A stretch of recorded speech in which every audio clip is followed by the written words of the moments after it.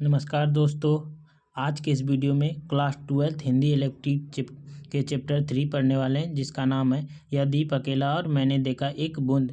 ये कविता है, इसका मोस्ट वेरी सब्जेक्टिव क्वेश्चन करने वाले हैं, तो आप लोग इस वीडियो पर बने रहें। और यहाँ पर मैं आपको जितना भी क्वेश्चन कराऊंगा बस आप लोग उतना ही कर लीजिए, क्योंकि एग्जाम में इससे बाहर आप लोगों का एक भी क्वेश्चन नहीं आने वाला है। ये जो हमारा चैप्टर है यह दीप अकेला और मैंने देखा एक बूंद, इसके लेखक है सच्चिदानंद हीरानंद वात्सल्य, जिसका उपनाम है अज्ञेय।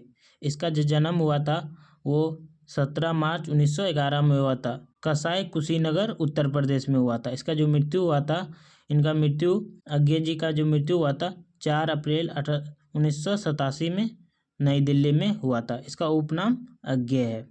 ये सब आप सब याद रखिएगा। तो चलिए एक एक करके सभी क्वेश्चन को आसान भाषा में देख लेते हैं। पहला क्वेश्चन क्या है? क्वेश्चन नंबर 1 अति लघुत्तरीय प्रश्न है कि अज्ञेय जी का जो है पूरा नाम बताइए। ये क्वेश्चन 2024 में पूछा गया है। अज्ञेय जी का जो पूरा नाम है, उसका जो पूरा नाम है सच्चिदानंद हीरानंद वात्सल्य। अज्ञेय जी का पूरा नाम सच्चिदानंद हीरानंद वात्सल्य, और अज्ञेय जो है ये इनका उपनेम है। तो चलिए आप समझ गएंगे। अगले क्वेश्चन की ओर बढ़ते हैं। क्वेश्चन नंबर 2 है सागर और बूंद से कवि का क्या आशय है। ये भी क्वेश्चन 2024 में पूछा गया। सागर और बूंद से कवि का क्या आशय है? तो कवि सागर को समाज और बूंद को मनुष्य मानते हैं। कवि अज्ञेय जो है वो सागर को समाज और बूंद को जो है मनुष्य मानते हैं। जैसे अनगिनत बूंद मिलकर सागर बनती है और बहुत सारे बूंद मिलकर सागर बनती है, वैसे ही बहुत सारे मनुष्य मिलकर समाज बनते हैं। आई होप समझ गएंगे। अगले क्वेश्चन की ओर बढ़ते हैं। Question number 3। क्वेश्चन नंबर 3 है अज्ञेय की दो रचनाएं बताइए। अज्ञेय की जो 2 रचनाएं उसके बताना है। क्वेश्चन है 2023 में पूछा गया और 2026 के लिए मोस्ट इंपॉर्टेंट है। अज्ञेय जी का जो 2 रचनाएं कौन कौन सी है? तो पहला है स्मृति लेखा और उत्तर प्रियदर्शी, याद कर लीजिएगा।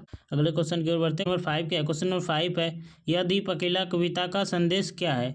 यह क्वेश्चन 2020 में पूछा गया है। यह दीप अकेला जो कविता है, इसका संदेश है कि यह कविता हमें सिखाती है कि व्यक्ति अकेले कुछ नहीं, उसकी शक्ति समाज से जुड़ने पर ही बढ़ती है।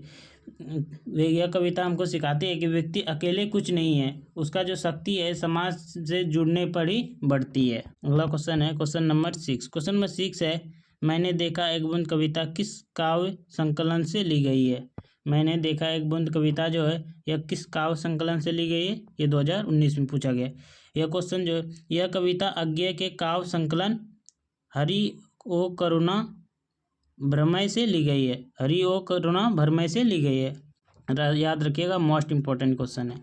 अगले क्वेश्चन की ओर बढ़ते हैं। Question number 7। क्वेश्चन नंबर 7 है यह दीप अकेला कविता किस काव्य संग्रह से ली गई। यह दीप अकेला जो कविता है किस काव्य संग्रह से ली गई है?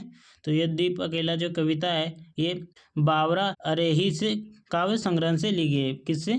बावरा अरेही काव्य संग्रह से। अब देख लेते हैं, ये थे मोस्ट इम्पॉर्टेंट अति लघुत्तरीय प्रश्न इस चैप्टर से। अब लघुत्तरीय और दीर्घोत्तरीय प्रश्न। तो पहला क्वेश्चन क्या है? ये लघुत्तरीय दीर्घ दोनों में पूछा जा सकता है। तो क्षण के महत्व को उजागर करते हुए कविता का मूल भाव लिखने बोला है। तो ये क्वेश्चन 2024 में पूछा गया और 26 के लिए मोस्ट इंपॉर्टेंट है। इसका उत्तर दीजिए। कवि ने अपने काव्य में क्षण के महत्व को स्पष्ट किया है। कवि ने जो है अपने काव्य में जो है क्षण के महत्व को स्पष्ट किया है। जीवन में एक एक कर क्षण का बड़ा महत्व है। जीवन में जो है एक एक क्षण का भी जो है बड़ा महत्व है। दूसरा है समुद्र से अलग हुई बूंद क्षण भर के लिए स्वतंत्र अस्तित्व पाती है। समुद्र से जो है क्षण भर के लिए जो एक बूंद अलग होता है वो भी स्वतंत्र अस्तित्व पाती है। अगला है सूर्य की स्वर्णिम किरणें उसे अद्भुत सौंदर्य और चमक देती है। और जो समुद्र से एक क्षण के लिए वह उछलता है पानी, तो वह क्या, जो सूर्य जो उस पर पड़ता है तो वह चमक उठता है। अगला है थोड़ा समय बाद वह बूंद पुनः सागर में विलीन हो जाता है। थोड़ा देर समय बाद क्या होता है, जो बूंद टपका था वह फिर सागर में विलीन हो जाती है।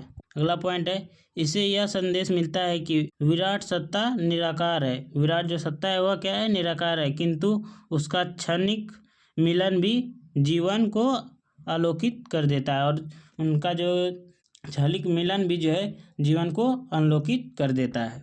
आई होप आप सब समझ गए। अगले क्वेश्चन की ओर बढ़ते हैं। क्वेश्चन नंबर 9, गीत और मोती की सार्थकता कैसे जुड़ी है? ये क्वेश्चन 2022 और 25 में पूछा है।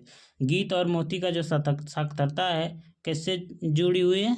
तो कवि ने गीत और मोती को सार्थकता के प्रतीक रूप में प्रस्तुत किया है। पहला है, गीत की सार्थकता तभी है जब उसे गाया जाए। गीत का जो सार्थकता है तभी है जब उसे गाया जाए। यदि गीत गाया ना जाए तो उसका कोई महत्व नहीं। यदि गीत नहीं गाया जाएगा तो उसका कोई महत्व नहीं है। आगे क्या है? पॉइंट नंबर 3, इस प्रकार मोती की सार्थकता तभी है जब गोताखोर उसे समुद्र की गहराई से निकालकर प्रयोग में लाए।